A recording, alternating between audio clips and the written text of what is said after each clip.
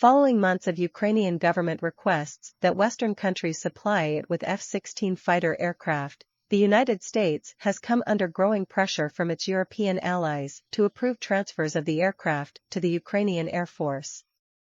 The F-16, although currently being replaced by the newer fifth-generation F-35, has for decades been the primary fighter fielded across much of NATO as well as by key American allies beyond Europe such as South Korea and Israel, and is considered the most suitable Western fighter for Ukraine due to the sheer numbers in which it is available as well as its lower operational costs and maintenance needs than alternatives like the Eurofighter the Western world consistently in escalating the kinds of armaments which were supplied Ukraine, including being the first to commit to providing long-range cruise missiles, Western-made tanks and even depleted uranium munitions. British Prime Minister Rishi Sunak continued this trend by pushing particularly hard for F-16 supplies.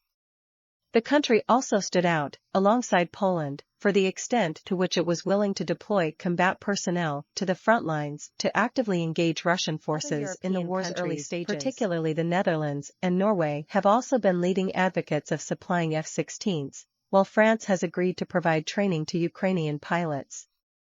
Multiple European states have reportedly placed growing pressure on the untied states to approve transfers of F-16s to Ukraine, as even if not sourced from American stockpiles, F-16s operated abroad would still need Washington's permission to provide their own aircraft to any third party.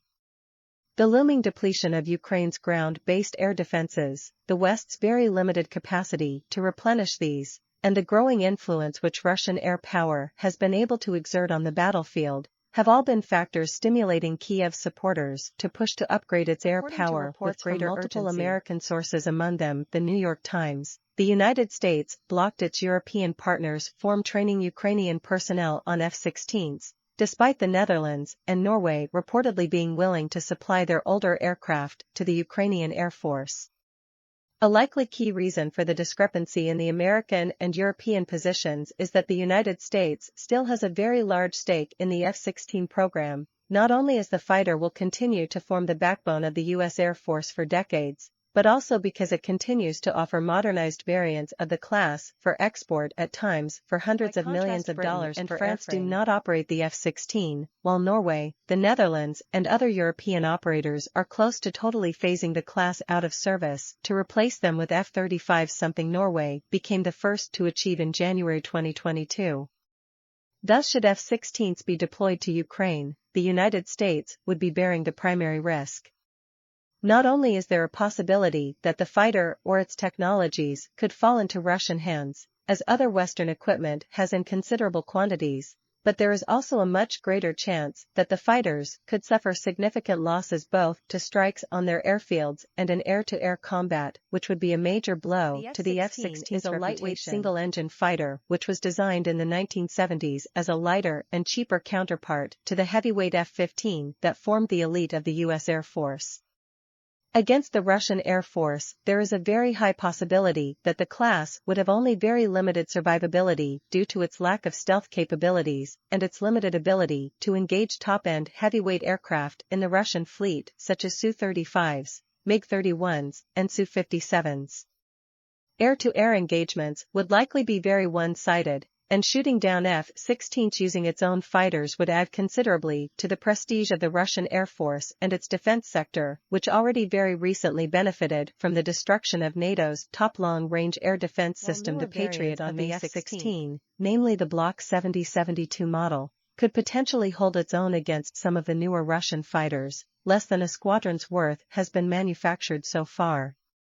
The very high cost of these new F-16s, at over $120 million each, also makes supplying them likely cost prohibitive, with their small scale of production and long backlog of orders primarily from Taiwan effectively ruling this out.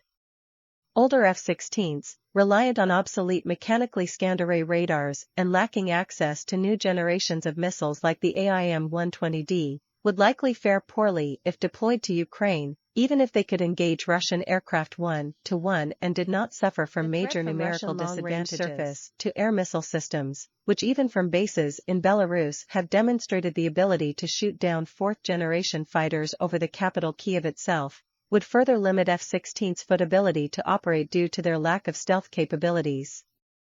As a result, the United States has a great deal to lose from seeing its F-16s transferred to Ukraine, at a time when future orders for the class are already in question and the reputation of its air power is critical, particularly in theaters such as East Asia. The priorities of